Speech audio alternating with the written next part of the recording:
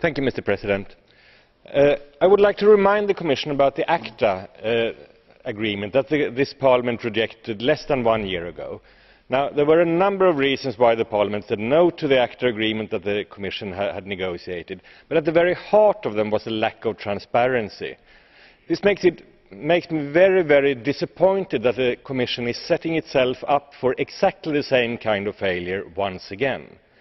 The positive thing about the whole ACTA affair was that there are now hundreds of thousands of European citizens who have at least once been demonstrating on the streets of various European cities against the trade agreement. There are lots of citizens now that take an interest in these agreements, and this is a very positive thing.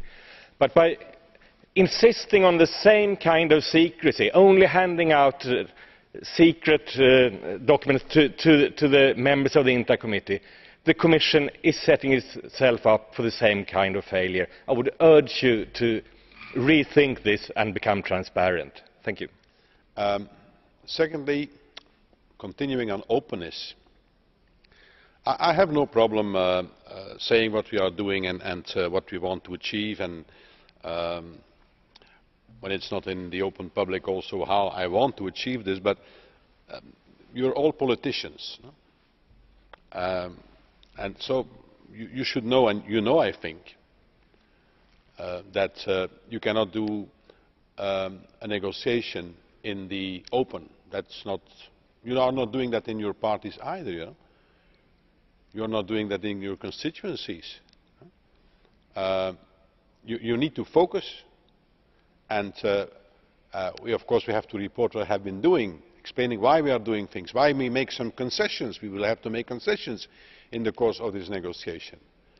But you need a certain degree of confidentiality in negotiations, also because your counterpart is asking for that. If not, you cannot negotiate.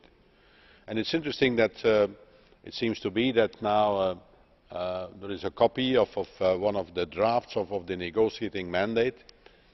So what? I mean, it's a draft. Of course, also the presidency has to make sure that they come to an agreement within the Council, so they put forward possibilities to get out of difficulties that we have to manage. And immediately you have very vocal members of this Parliament saying, this is a scandal, you know. You are traitors. We cannot trust you. Of course you can trust me, because in the end you can say no. And you have already been doing that in the past, by the way. You have been saying no to ACTA. I'm still not convinced that it was the right choice, but you decided to do so, and it was like that. You have the final word. But the Parliament is not made to negotiate, you know. That's not made for that.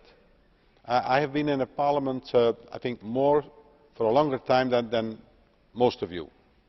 About 25 years. Maybe there are. Mr. Brok left, so he certainly has more than 25 years. But there are not that many.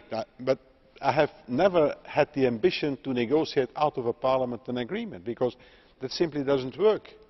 What you have to do, and you do that in an eloquent way, is to say, look, those are the important points that we want to mention, and you have to take care of that, and we are going to question you about that, and we are going to scrutinise you on that, and in the end we are even going to vote against you if you don't do that. But a Parliament cannot negotiate, because a Parliament only exists when it votes. As a Parliament, as a body, it only exists when it votes. And outside the votes you have individual positions that are taken. Now, you cannot negotiate with 20, 30, 50 different positions. That's not possible. You need to negotiate on the basis of a mandate, and then of course you have to demonstrate that you have been following your mandate.